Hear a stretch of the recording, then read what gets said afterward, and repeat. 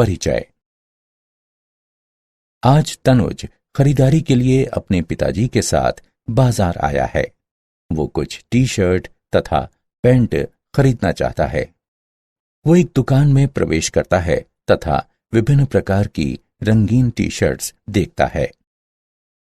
पिताजी, यहां टी शर्टों के अनेक रंग हैं, लेकिन मुझे नीले रंग की टी शर्ट पसंद है। ठीक है बेटा, तो हम इसे खरीद लेते हैं। धन्यवाद पिताजी। बेटा, क्या तुम जानते हो कि ये भिन्न भिन्न रंग कपड़ों पर किस प्रकार प्रयोग किए जाते हैं? नहीं पिताजी, लेकिन मैं जानना चाहता हूं। कपड़ों पर विभिन्न रंगों के लिए विशिष्ट रसायन प्रयुक्त किए जाते हैं, जिनसे ये रंग प्राप्त होते हैं। ये रसायन उपसह संयोजन यौगिक कहलाते हैं। उपसह संयोजन यौगिक? पिताजी, ये क्या होते हैं? मुझे इनके विषय में कुछ भी पता नहीं है तथा मैं इनके विषय में और जानना चाहता हूं। विद्यार्थियों, आज हम उपसह संयोजन यौगिक के बारे में विस्तार से अध्ययन करेंगे।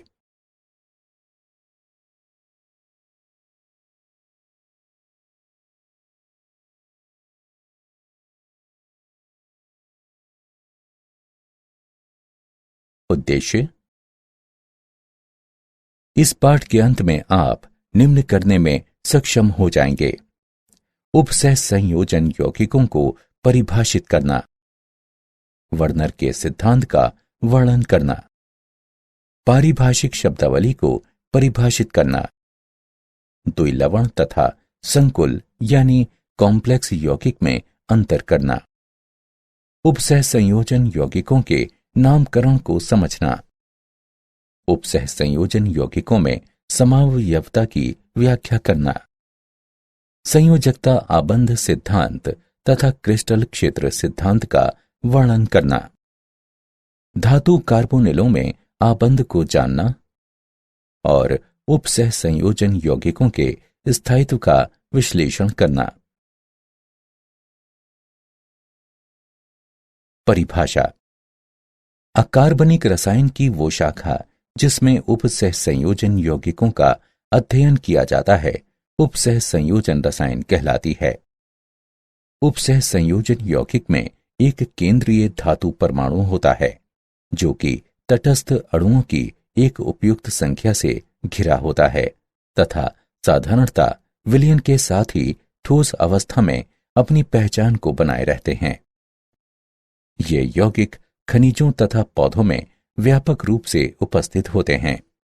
ये अनेक वास्तविक जीवन के क्रियाकलापों जैसे जल की कठोरता का आकलन करना, मृदा तथा पौधे का उपचार तथा कपड़ा रंगाई में प्रयुक्त होते हैं।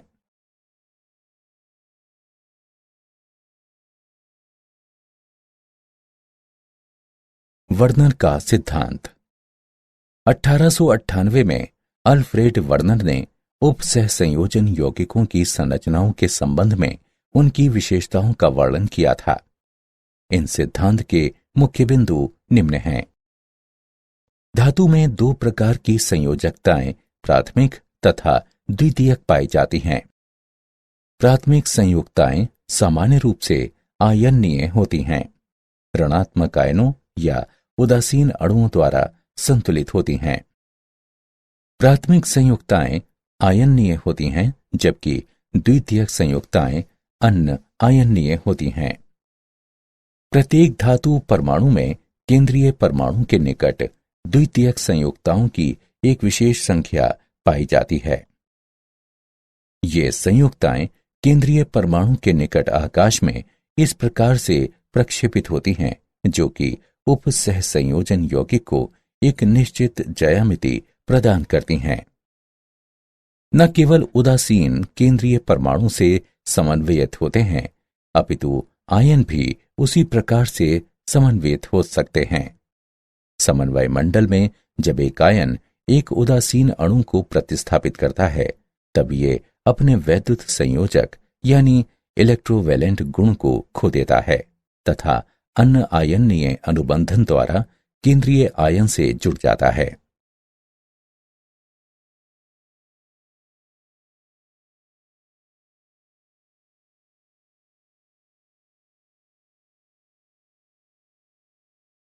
समन्वय सत्ता। एक संकुल यानी कॉम्प्लेक्स आयन एक विद्युत आवेश युक्त स्पीशीज है जिस पर कि दहन या ऋण आवेश पाया जाता है। इनमें केंद्रीय परमाणु या आयन तटस्थ अणुओं या नकारात्मक आयनों की एक उपयुक्त संख्या द्वारा घिरा होता है। उदाहरण CO, NH3, 4, Cl2। वो संकुल यानी कॉम्प्लेक्स आयन जिस पर धनात्मक आवेश पाया जाता है धनावेशित संकुल कहलाता है। उदाहरण NiNH3 6 2+। वो संकुल आयन जिस पर ऋणात्मक आवेश पाया जाता है ऋणावेशित संकुल कहलाता है। उदाहरण PtCl6 2-। वो संकुल यानी कॉम्प्लेक्स आयन जिस पर कोई भी आवेश नहीं पाया जाता है उदासीन संकुल कहलाता है। उदाहरण NiCO4।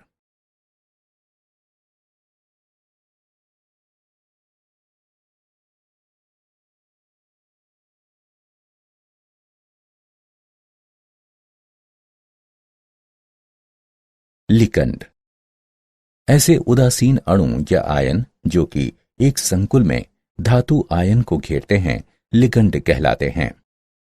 लिगंड सामान्यतः ध्रुवीय अणु होते हैं जिनमें संयोजक इलेक्ट्रॉनों का कम से कम एक बिना साझा वाला जोड़ा पाया जाता है। वे केंद्रीय धातु आयन से उपसह संयोजन बंध द्वारा जुड़े होते हैं।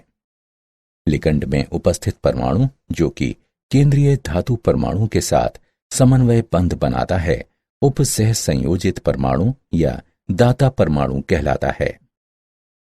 लिगंड एक या अनेक दाता स्थल से युक्त होता है। दाता स्थल यानी स्थान की संख्याओं के आधार पर लिगंड निम्न प्रकार के होते हैं। एक तंतुर यानी यूनिडेंटेट, एक दाता स्थल युक्त। उदाहरण कार्बोनेट आयन। द्विदंतुर यानी बाइडेंटेट, दो दाता स्थल युक्त। उदाहरण ऑक्सलेट आयन। त्रिदंतुर यानी ट्राइडेंटेट, तीन दाता स्थल युक्त। उदाहरण ट्राइएथिलीन ट्राइएमीन। चतुर्दंतुर टेट्राडेंटेट यानी चार दाता स्थल युक्त। उदाहरण ट्राइएथिलीन टेट्राएमीन।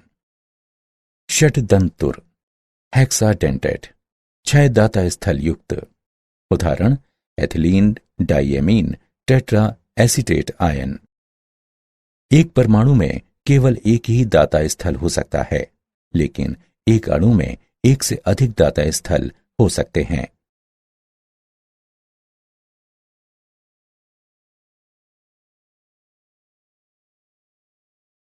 दंतुरता तथा किलेटन। जब एक बहुदंतुर लिगंड एक से अधिक दाता स्थल द्वारा स्वतः ही एक धातु आयन से संयोजित हो जाता है तो एक रिंग सदृश संरचना प्राप्त होती है। इस रिंग सदृश को कीलेट रिंग कहते हैं। Pt ट्राइन 2 धनात्मक कीलेटन का उदाहरण है। लिगंड धातु आयन के साथ संयोजित होकर एक रिंग सदृश संरचना का निर्माण करता है जिसे कीलेट लिगंड कहते हैं। लिगंड समूहों की संख्या लिगंड की तंतुरता को दर्शाती है। यदि दो उपसह संयोजित परमाणु एक समान होते हैं तो द्वितंतुर लिगंड सम्मित होते हैं। यदि दो उपसह संयोजित परमाणु भिन्न होते हैं तो वो असम्मित होते हैं। लिगंडों की कुछ विशेषताएं। आंतरिक धात्विक संकुल। जब लिगंडों में उदासीन तथा ऋणावेशित दोनों ही समूह उपस्थित होते हैं तो ये धात्विक धनायन के साथ संयोजित हो जाते हैं। ये संकुल का निर्माण करते हैं जिसमें उपसह संयोजन संख्या तथा धनायन का आवेश दोनों स्वतः ही बराबर होते हैं। लचीला दंतुर गुण। धातु आयन के साथ संयोजित होने के लिए बहुदंतुर लिगंड अपने सभी दाता परमाणुओं को प्रयुक्त नहीं कर सकते हैं। उदाहरण के तौर पर ethylene diamine tetra acetate ion यानी EDTA षटदंतुर या पंचदंतुर या चतुर्दंतुर लिगंड की तरह कार्य करता है। उभयदंती लिगंड, जब कुछ एक तंतु लिगंडों में एक से अधिक दाता परमाणु होते हैं, जिसके द्वारा वे केंद्रीय परमाणु से संयोजित हो सकते हैं।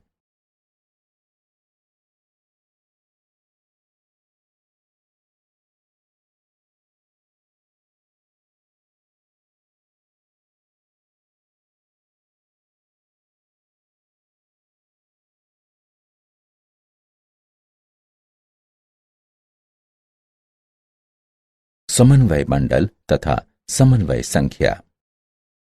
समन्वय मंडल संकुलों में केंद्रीय धातु आयन अन्य आयनीय लिगंडों के साथ जुड़ा होता है, तो ये समन्वय मंडल कहलाता है। वो भाग जो कि गुरु कोष्ठक के बाहर उपस्थित होता है, उपसह संयोजन मंडल कहलाता है। समन्वय मंडल में उपस्थित स्पीशीज अनआयनीय होती हैं।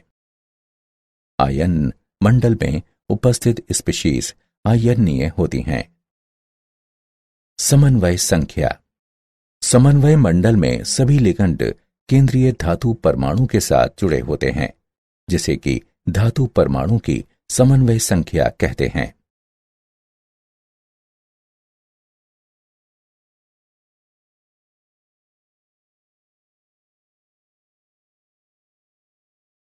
समन्वय बहुफलक। समन्वय मंडल में लिगंड केंद्रीय परमाणु से जुड़े होते हैं, जो कि एक निश्चित दिशा में स्थित होते हैं। ये संकुल आयन को एक निश्चित ज्यामिति प्रदान करता है। केंद्रीय परमाणु आयन से सीधे जुड़े लिगंड परमाणुओं की दिक्स्थान व्यवस्था को केंद्रीय परमाणु का समन्वय बहुफलक कहते हैं। सामान्य बहुफलक निम्न हैं: वर्ग समतलीय, चतुष्फलकीय, त्रिकोणीय पिरामिडी, वर्ग पिरामिडी, अष्टफलकीय। उदाहरण: PtCl4 2- में वर्ग समतलीय बहुफलक देखा गया है। NiCO4 में चतुष्फलकीय बहुफलक देखा गया है तथा CONH3 6 3+ में अष्टफलकीय बहुफलक देखा गया है।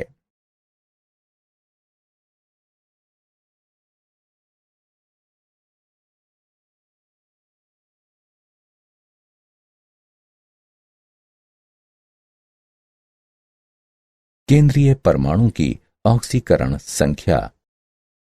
ऑक्सीकरण संख्या एक अवशिष्ट आवेश होता है जो कि केंद्रीय परमाणु पर तब पाया जाता है जब अन्य सभी परमाणु उससे निकल जाते हैं। संकुल पर पाया जाने वाला आवेश घटक भागों के आवेशों का कुल योग होता है। यदि संकुल उदासीन होता है तब घटकों के आवेशों का कुल योग 0 होता है। घटकों के आवेश का कुल योग ऋणावेशित या धनावेशित संकुल यानी कॉम्प्लेक्स के लिए समन्वय मंडल पर पाए जाने वाले आवेश के बराबर होता है। संकुल आयन पर कुल वैद्युत संयोजक आवेश आवेशित आयनों की संख्या जो कि उदासीन अणुओं को प्रतिस्थापित करने के लिए समन्वय मंडल में प्रवेश करते हैं, उनमें परिवर्तित हो जाता है।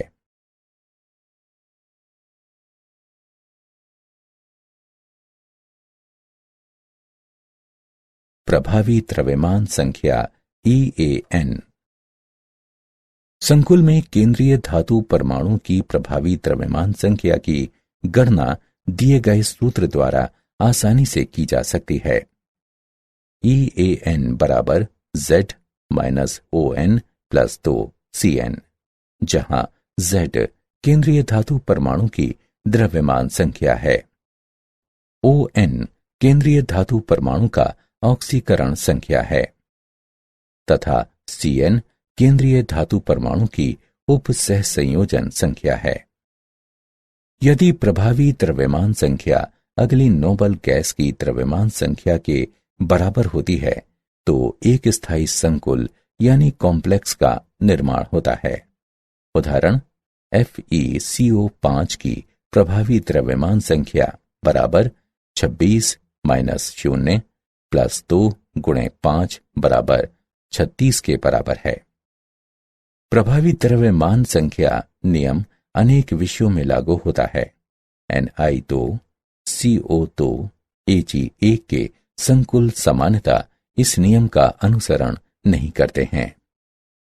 FeCl4-1 तथा FeCN6 3- में Fe इस नियम का अनुसरण कभी नहीं करता है।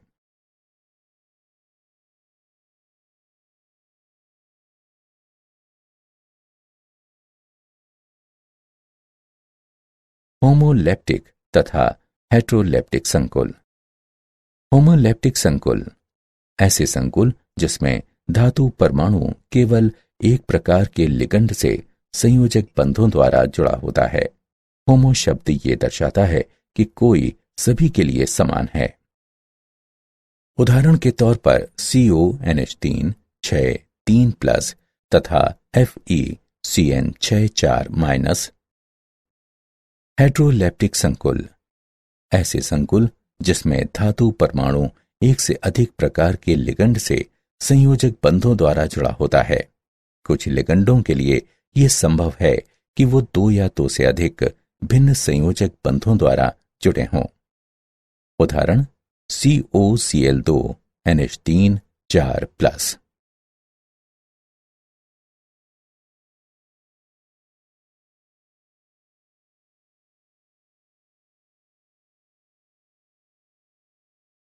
द्विलवण तथा संकुल यौगिक में अंतर। चलो अब द्विलवण तथा संकुल यौगिक के मध्य कुछ महत्वपूर्ण अंतर जानते हैं।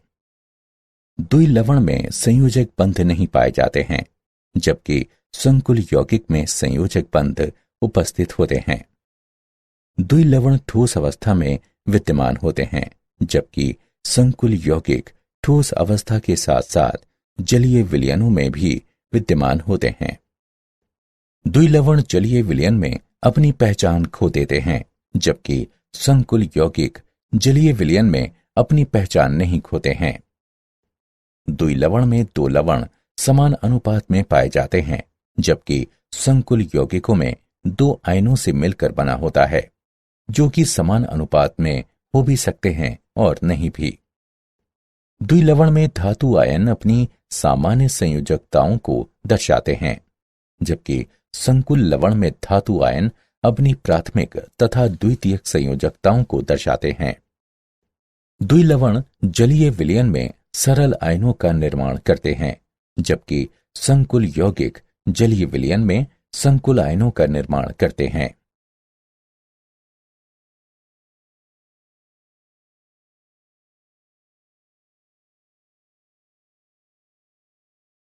उपसह संयोजन यौगिकों का नामकरण।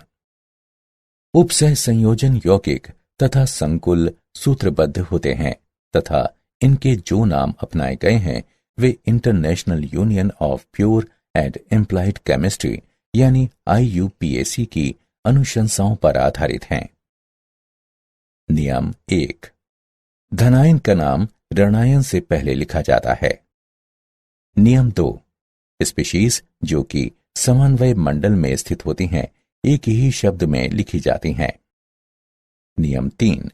लिगंडों को अंग्रेजी वर्णमाला के क्रम में लिखा जाता है तथा उनकी संख्याओं को डाई, ट्राई, टेट्रा इत्यादि से प्रदर्शित किया जाता है। नियम 4।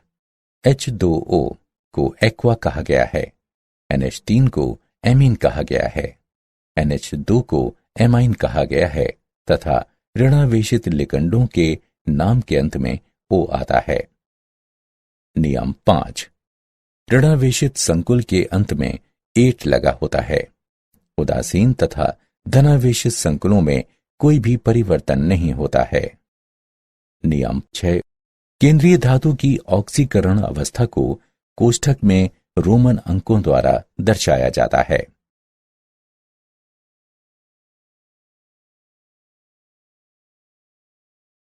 बहुकेंद्रकीय उपसह संयोजन यौगिकों का नामकरण। जब संकुल में 2 या 2 से अधिक परमाणु पाए जाते हैं तो वो बहुकेंद्रकीय संकुल लाता है तथा दो धातु परमाणुओं से बंधे हुए लिगंड बंधीय लिगंड कहलाते हैं।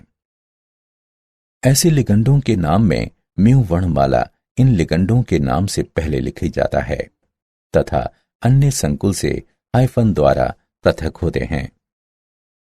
उदाहरण, इस उपसह संयोजन यौगिक को tetraammine cobalt 3 mu amido mu nitro tetraammine cobalt 3 nitrate के नाम से जाना जाता है।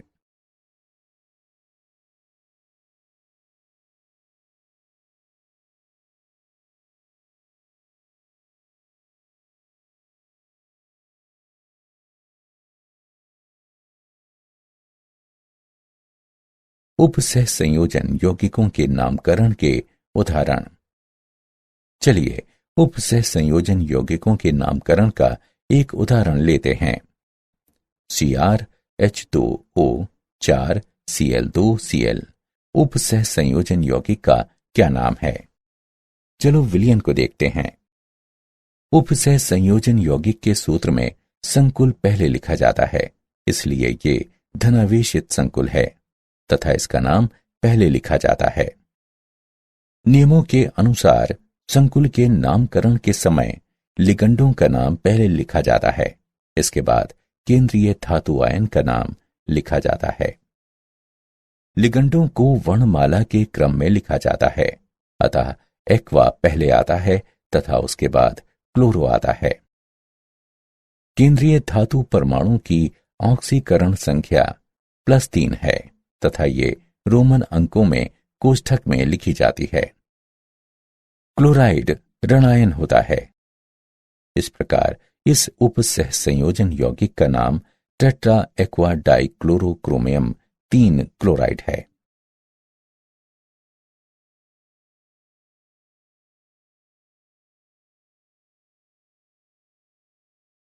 उपसह संयोजन यौगिकों का सूत्र लिखना। जब उपसह संयोजन यौगिकों का नामकरण दिया होता है तब इसका सूत्र लिखते समय कुछ नियमों का अनुसरण करना पड़ता है। नियम 1, धनायन का सूत्र पहले लिखा जाता है, उसके बाद उसके ऋणायन का सूत्र लिखा जाता है। नियम 2, समन्वय मंडल गुरु कोष्ठक में लिखा जाता है। नियम 3, समन्वय मंडल में चिन्हों का क्रम जो कि केंद्रीय धातु को पहले प्रदर्शित करता है, लिगंडों से उनके वर्णमाला क्रम से पहले लिखा जाता है। नियम 4, बहु परमाणुक लिगंड के सूत्र को कोष्ठक में लिखते हैं। नियम 5, समन्वय मंडल के भीतर लिगंडों तथा केंद्रीय धातु परमाणु के मध्य कोई भी स्थान नहीं होता है। नियम 6, उपसह संयोजन यौगिक में धनायन का आवेश ऋणायन के आवेश द्वारा संतुलित होता है। उपसह संयोजन यौगिकों में समावयवता। 2 या 2 से अधिक रासायनिक यौगिक जिनके रासायनिक सूत्र समान किंतु संरचनाएं भिन्न होती हैं, समावयवी कहलाते हैं तथा इस प्रक्रिया को समावयवता कहते हैं। उपसह संयोजन यौगिकों में लिगंड किसी दिए गए धातु परमाणु के चारों ओर एक विशिष्ट दिशा में व्यवस्थित होते हैं। धातु आयन के चारों तरफ लिगंडों की स्थिति तथा क्रम के आधार पर अनेक समावयवी संभावनाएं बन जाती हैं। समावयवियों को विस्तृत स्तर पर 2 मुख्य श्रेणियों में वर्गीकृत किया जा सकता है, संरचनात्मक समावयवी तथा त्रिविम समावयवी। संरचनात्मक समावयवी। संरचनात्मक समावयवियों में केंद्रीय धातु परमाणु के चारों ओर लिगंडों का भिन्न क्रम उपस्थित होता है। विभिन्न प्रकार के संरचनात्मक समावयवी निम्न प्रकार हैं। बंधनी समावयवता। ये समावयवता तब पाई जाती है जब लिगंड उभय दंती संलग्नी होते हैं तथा ये 2 या 2 से अधिक भिन्न परमाणुओं से जुड़ सकता है। उपसह संयोजन समावयवता। किसी संकुल में उपस्थित भिन्न धातुओं की धनायन एवं ऋणात्मक उप सहसंयोजन सत्ता के समय लिगंडों के अंतर परिवर्तन से इस प्रकार की समावयवता उत्पन्न होती है। आयनन समावयवता ये समन्वय मंडल में उपस्थित संकुल आयन तथा इसके बाहर उपस्थित आयन के मध्य समूहों के आदान प्रदान के कारण होती है। ये समावयवी विलयन में विभिन्न आयनों को देते हैं, जबकि इनके रासायनिक सूत्र समान ही होते हैं। हाइड्रेट समावयवता ये विलायक की क्षमता के कारण होती है। सामान्यतः समावयवियों की संख्या प्रदान करने के लिए समन्वय मंडल के आंतरिक तथा बाईं ओर जल अणु विभिन्न माध्यम से निकलते हैं।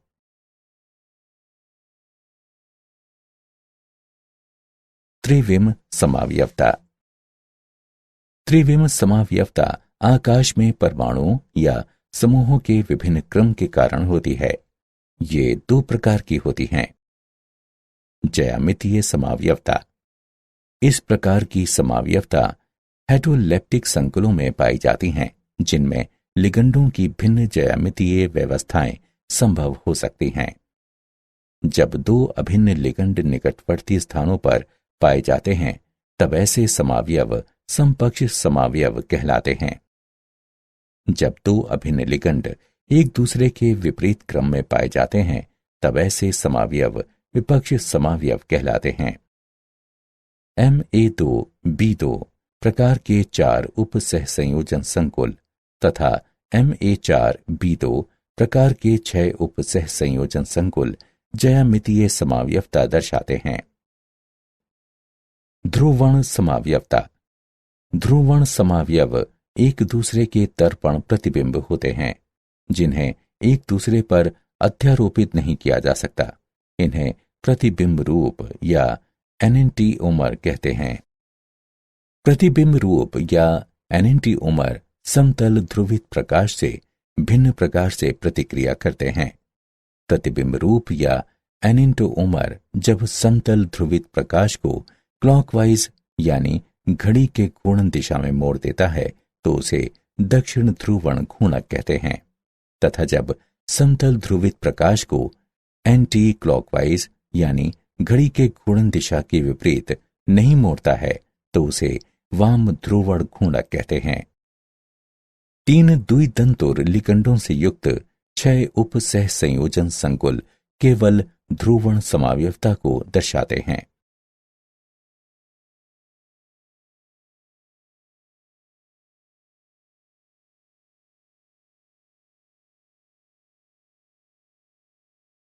संयोजकता आबंध सिद्धांत। संयोजकता आबंध सिद्धांत में सम्मिलित आधारीय सिद्धांत निम्न हैं। कक्षकों का संकरण, धातु परमाणुओं तथा लिगंडों के मध्य आबंध, अवलोकित चुंबकीय मापन तथा बंध प्रकार के मध्य संबंध। इस सिद्धांत के अनुसार केंद्रीय धात्विक परमाणु के साथ लिगंड उप सहसंयोजक बंध द्वारा आबंधित होते हैं। इस प्रकार लिगंड में इलेक्ट्रॉनों का एक युगल समूह अवश्य होना चाहिए तथा आबंध के लिए धातु के पास कुछ रिक्त कक्षक अवश्य होने चाहिए।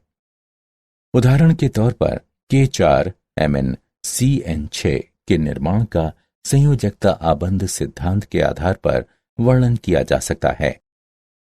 बाह्य कक्षक संकुल वह संकुल जिसमें बाह्य ऑर्बिट के डी कक्षक आबंध के लिए प्रयुक्त होते हैं, बाह्य कक्षक संकुल कहलाते हैं। आंतरिक कक्षक संकुल वो संकुल जिसमें आंतरिक ऑर्बिट के डी कक्षक आबंध के लिए प्रयुक्त होते हैं, आंतरिक कक्षक संकुल कहलाते हैं। उच्च प्राचक्रण संकुल वो संकुल जिसके एक निश्चित इलेक्ट्रॉनिक विन्यास में अयुग्मित इलेक्ट्रॉनों की संख्या अधिकतम होती है, उच्च प्राचक्रण संकुल कहलाता है।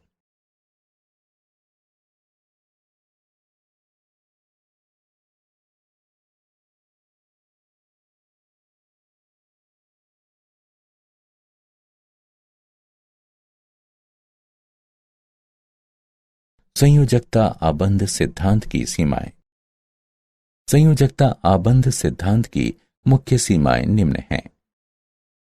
ये उप सह संयोजन यौगिकों द्वारा दर्शाए गए रंगों का स्पष्टीकरण नहीं देता। ये सिद्धांत दुर्बल तथा प्रबल लिगंडों के मध्य विभेद नहीं करता। इसमें अनेक प्रकार के पूर्वानुमान हैं। ये 4 समन्वयी संकुलों के लिए चतुष्फलकीय तथा वर्ग समतल संरचनाओं का सही अनुमान नहीं लगा पाता।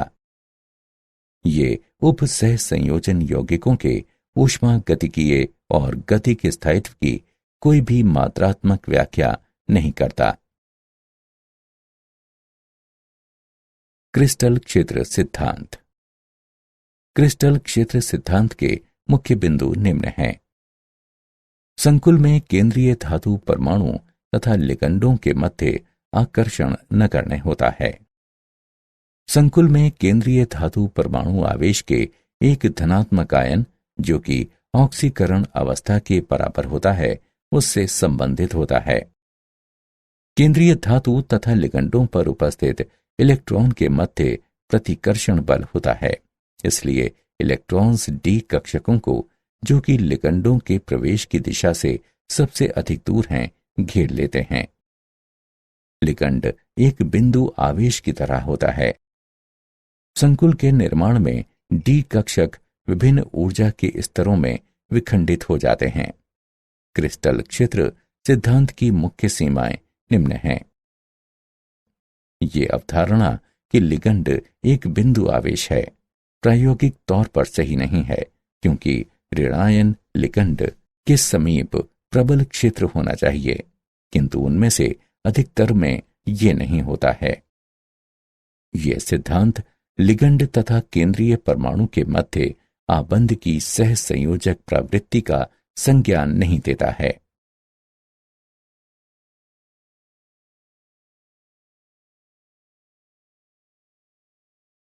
डी कक्षकों का क्रिस्टल क्षेत्र विपाटन।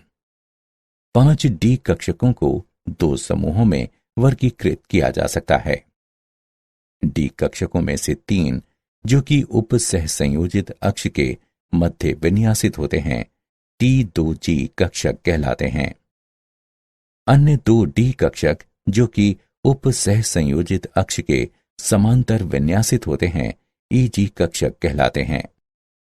मुक्त धातु आयनों के संबंध में सभी 5 डी कक्षकों में समान ऊर्जा होती है, लेकिन लिगंडों की एक जोड़ी से उनका संबंध तथा ऊर्जाएं घट जाती हैं। प्रभावशाली लिगंडों के अंतर्गत धातु आयन के 5 डी कक्षकों का विपाटन क्रिस्टल क्षेत्र विपाटन कहलाता है। ये डेल्टा के द्वारा दर्शाया जाता है तथा क्रिस्टल क्षेत्र विपाटन ऊर्जा कहलाती है। वे लिगंड जो अधिक क्रिस्टल क्षेत्र विपाटन उत्पन्न करते हैं, प्रबल लिगंड कहलाते हैं, जबकि जो लिगंड कम क्रिस्टल क्षेत्र विपाटन उत्पन्न करते हैं, दुर्बल लिगंड कहलाते हैं।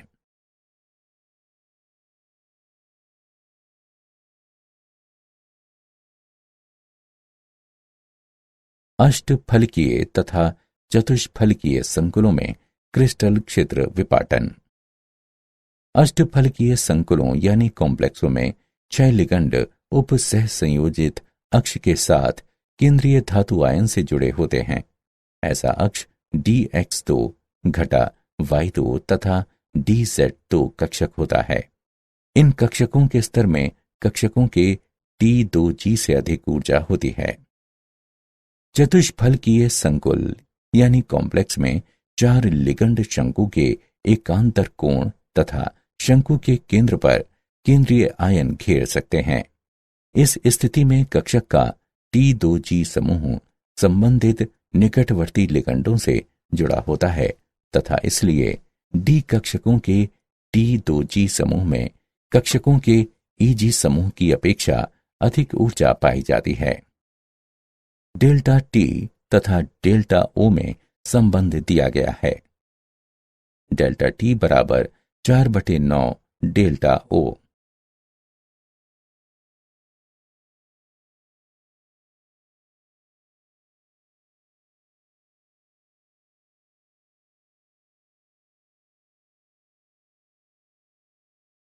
उपसह संयोजन यौगिकों में रंग। संकुलों का रंग स्पेक्ट्रम के दृश्य क्षेत्र में प्रकाश के अवशोषण तथा पूरक रंग की किरणों के कारण होता है। डी कक्षकों में उपस्थित इलेक्ट्रॉनों द्वारा ऊर्जा अवशोषित की जाती है तथा ये निम्न ऊर्जा वाले डी कक्षकों से उच्च ऊर्जा वाले डी कक्षकों की ओर उत्तेजित हो जाते हैं। जब ये निम्न ऊर्जा वाले डी कक्षकों में वापस आते हैं तब ये ऊर्जा को प्रसारित करते हैं। संक्रमण धातुओं के उपसह संयोजन यौगिकों का रंग लुभावना होता है। जलीय विलयन में एक्वा संकलों की उपस्थिति के कारण रंग अवलोकित होते हैं। उपसह संयोजन संख्या तथा लिगंडों की प्रकृति में परिवर्तन के कारण रंगों में भी परिवर्तन आता है। ऑक्सीकरण अवस्था में परिवर्तन के कारण रंग में भी परिवर्तन आता है।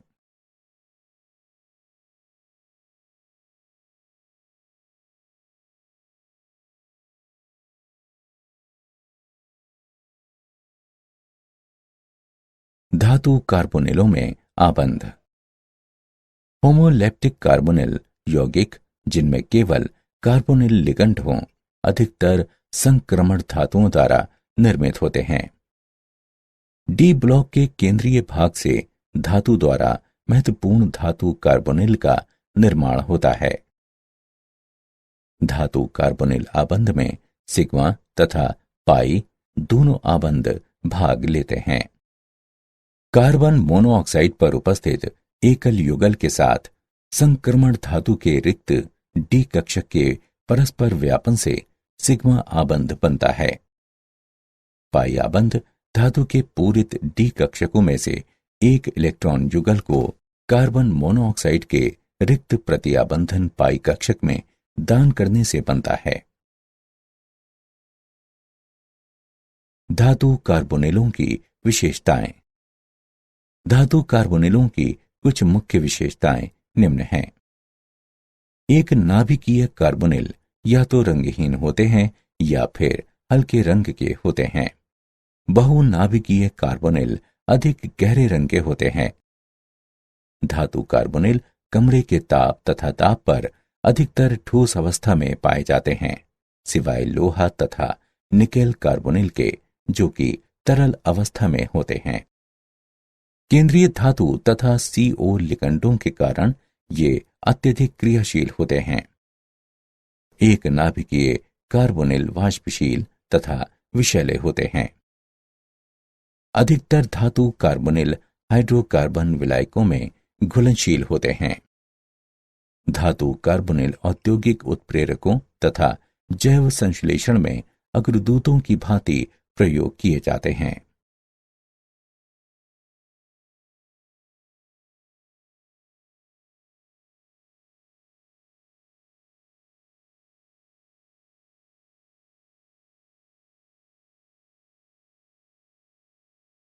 उपसह संयोजन यौगिकों का स्थायित्व।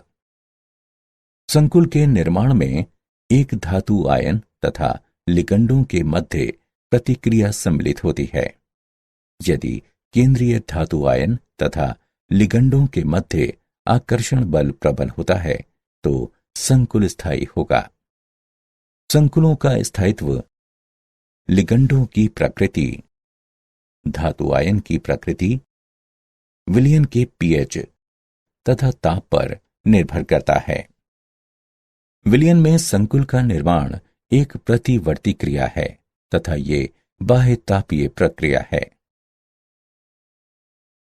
साम्यावस्था स्थिरांक K को साम्य स्थिरांक कहते हैं। साम्य स्थिरांक का मान जितना अधिक होगा संकुल उतना ही अधिक स्थायी होगा। धनायन जितना छोटा होता है उसके ऊपर आवेश उतना ही अधिक होता है, जिससे संकुल उतना ही अधिक स्थायी होगा। लिगंड जितना प्रबल होता है संकुल उतना ही अधिक स्थायी होगा।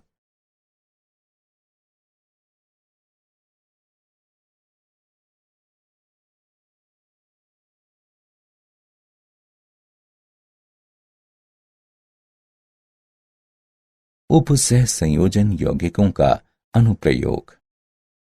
उपसह संयोजन यौगिकों के कुछ महत्वपूर्ण अनुप्रयोग निम्न हैं। बॉक्साइट NaOH के साथ उत्पन्न संकुल यानी कॉम्प्लेक्स से शुद्ध किया जाता है। कठोर जल में Ca2+ तथा Mg2+ के आकलन के लिए EDTA का प्रयोग किया जाता है। PbEDTA संकुल में निर्मित Pb को हटाने के लिए EDTA का प्रयोग किया जाता है। हीमोग्लोबिन में Fe पाया जाता है। क्लोरोफिल में Mg पाया जाता है। विटामिन B12 में CO2+ उपस्थित होता है। कैंसर के उपचार में समपक्ष प्लेटिन का ट्यूमर विरोधी कारक की भांति प्रयोग किया जाता है। ये फोटोग्राफी में प्रयोग होते हैं। जिंक तथा उसके साइनाइड संकुलों के साथ क्रिया कराकर चांदी तथा सोना निष्कर्षित होते हैं।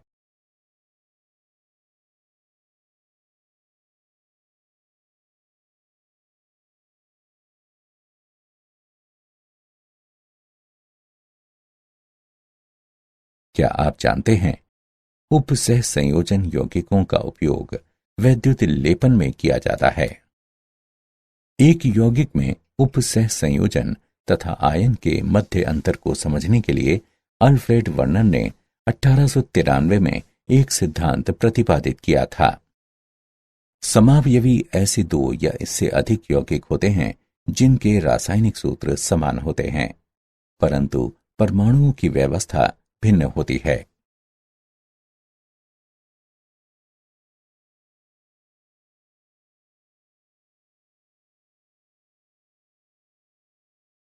सारांश। आइए हमने जो कुछ सीखा है उसे संक्षेप में दोहराएं। उपसह संयोजन यौगिक में एक केंद्रीय धातु परमाणु पाया जाता है जो कि उदासीन अणुओं की एक उपयुक्त संख्या द्वारा घिरा होता है तथा सामान्यतः ये विलयनों के साथ साथ ठोस अवस्था में अपनी पहचान को बनाए रखता है। प्राथमिक संयोजकता ऋणात्मक आयनों के द्वारा, जबकि द्वितीयक संयोजकता या तो ऋणात्मक आयनों द्वारा या फिर उदासीन अणुओं के द्वारा संतुलित होती है। उदासीन अणु या आयन जो कि एक संकुल में धातु आयन को घेरते हैं लिगंड कहलाते हैं। वो लिगंड जो कि धातु आयन से समन्वयित होकर एक रिंग सदृश संरचना का निर्माण करता है कीलेट लिगंड कहलाता है। समन्वय मंडल में लिगंडों की कुल संख्या जो कि केंद्रीय धातु परमाणु से संलग्नित होती है धातु परमाणु की समन्वय संख्या कहलाती है।